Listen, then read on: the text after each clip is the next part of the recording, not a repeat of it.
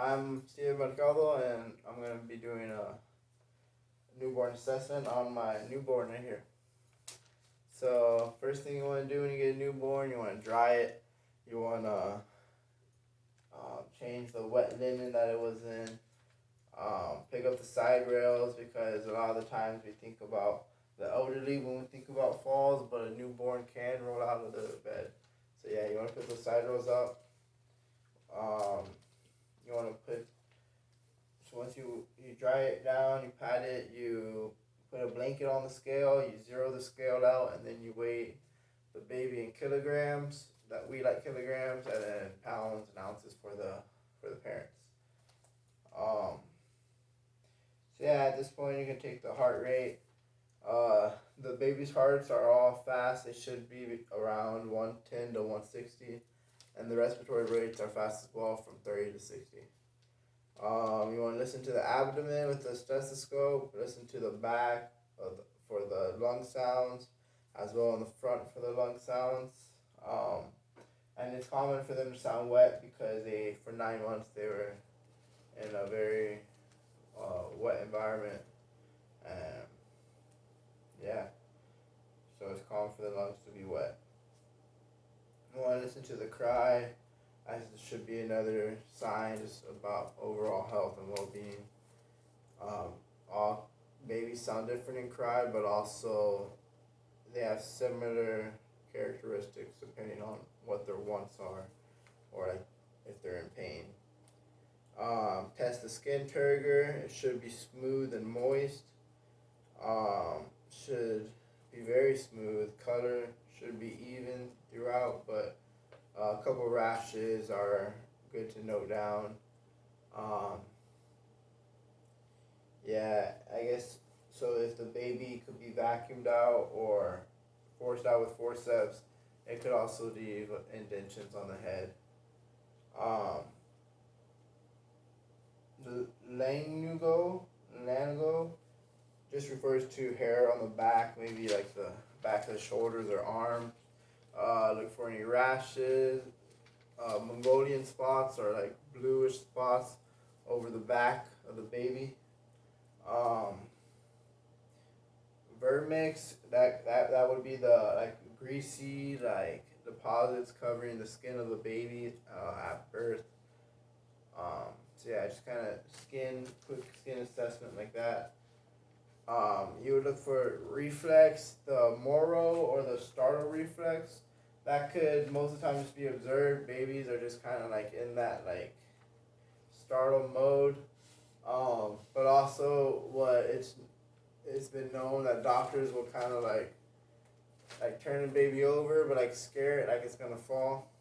But yeah, just get that starter reflex going, and then you can look into the lights with the pin light.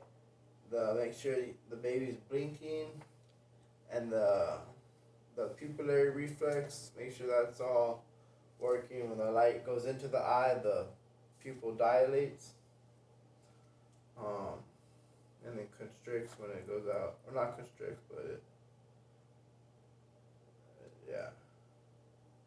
Oh no, it constricts when the light goes on it. It gets smaller and then it dilates when the light is removed. That's what I meant.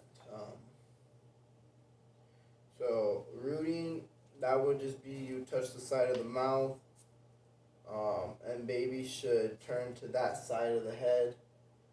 Um, yeah, you just swipe the side of the mouth just like that. You can also test the sucking of the baby here. Um, Touch the top of their mouth, touch the soft and hard palate.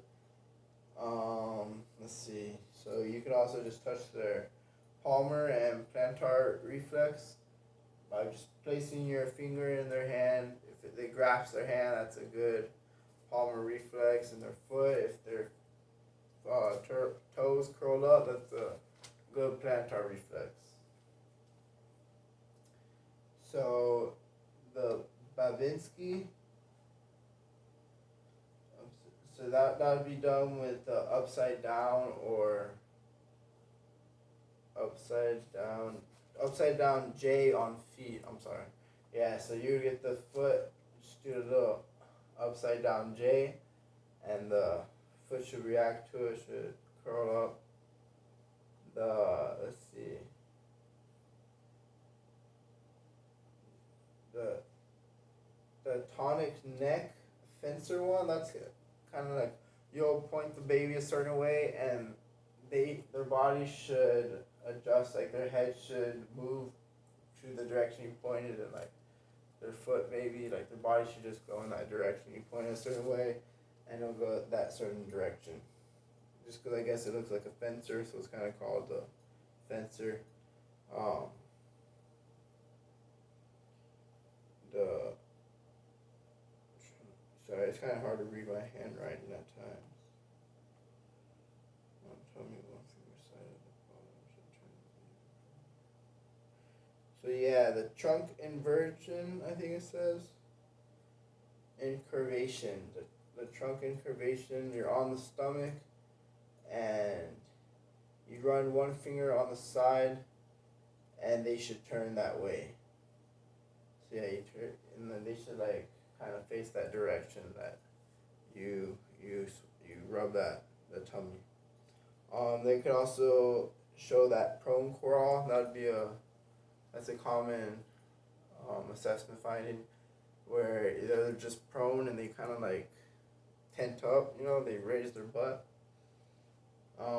You just look at the general appearance, the head, the shape of the head. Just make notes of all that. Any markages from the birth, maybe like the vacuum or the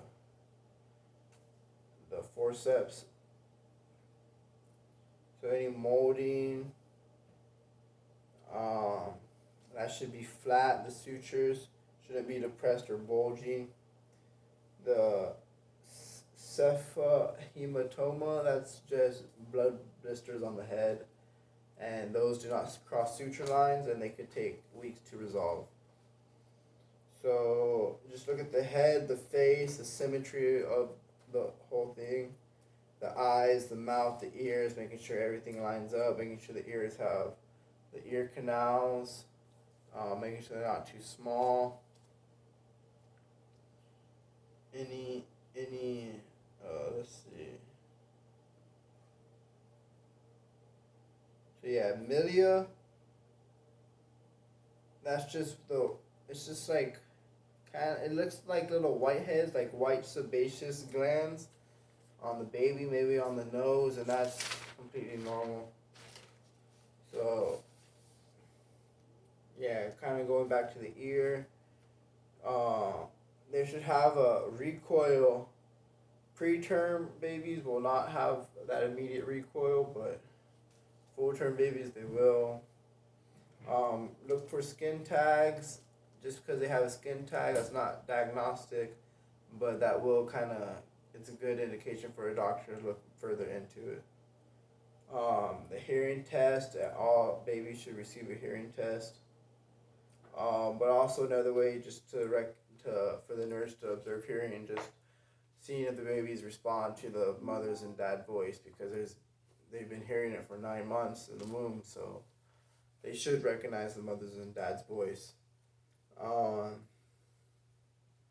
yeah, kind of observe the eyes, pull down. The conjunctiva should be pink. Just kind of look at the appearance, making sure they're symmetrical. No excess drainage. So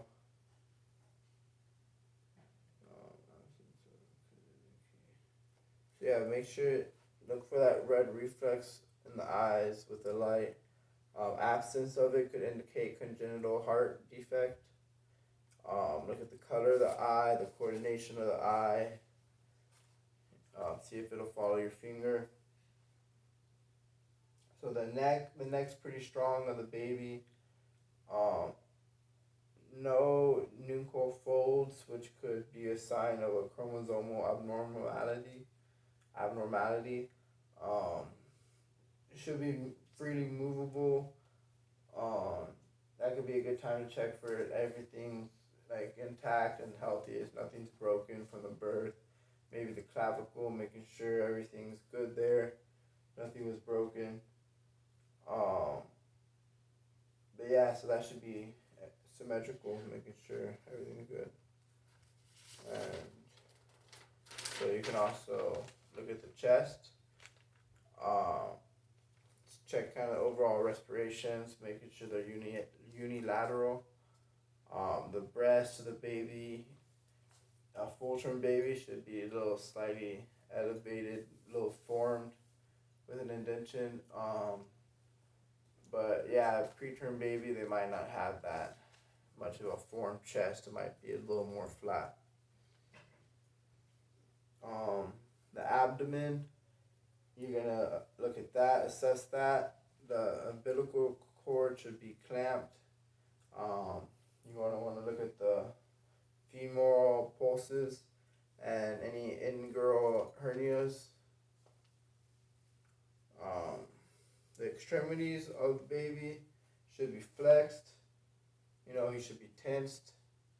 Shouldn't be, if he just relaxed, just kind of laying there, just like sleeping, like that's a warning sign, not good. Baby should be, alive, pretty much.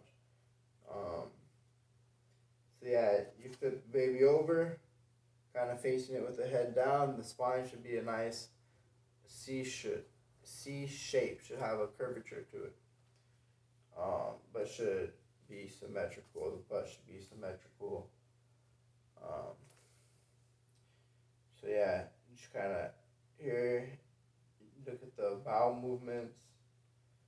They should pass this kind of like black tarry looking bowel, but then after a few days it should be more formed after 2 or 3 days.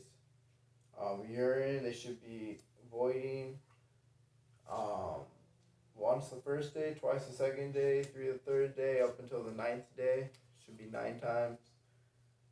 You can inspect kind of the genital area. If it's a girl, the labia. The more closer to birth they are, the more prominent it'll be, and the more pre they are, the more prominent the clitoris will be.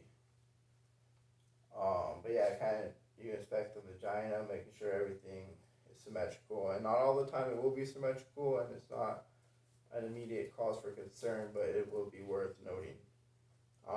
And the same for the male, just kind of assess the penis, the testicles. The testicles should have descended. The tip, look for the urethra, it should be on the tip of the penis. If it's on the underside, that could indicate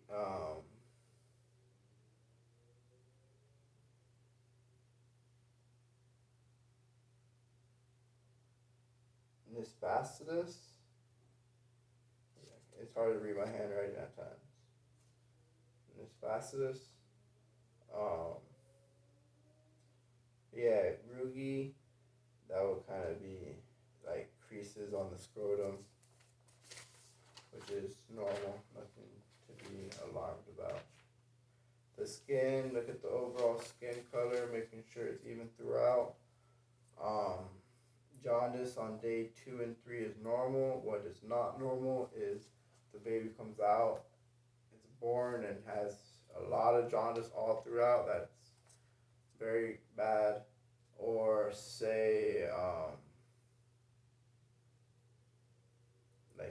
on the first day or all throughout is pretty bad. But blue hands, blue feet, that's okay. Look for the cry of the baby, making sure it's not like kind of like it will be crying, but making sure it's not like a painful cry or like a cry for air type of cry. You don't want that gasping type of cry. But yeah, and I believe that will conclude the the baby assessment, the newborn assessment.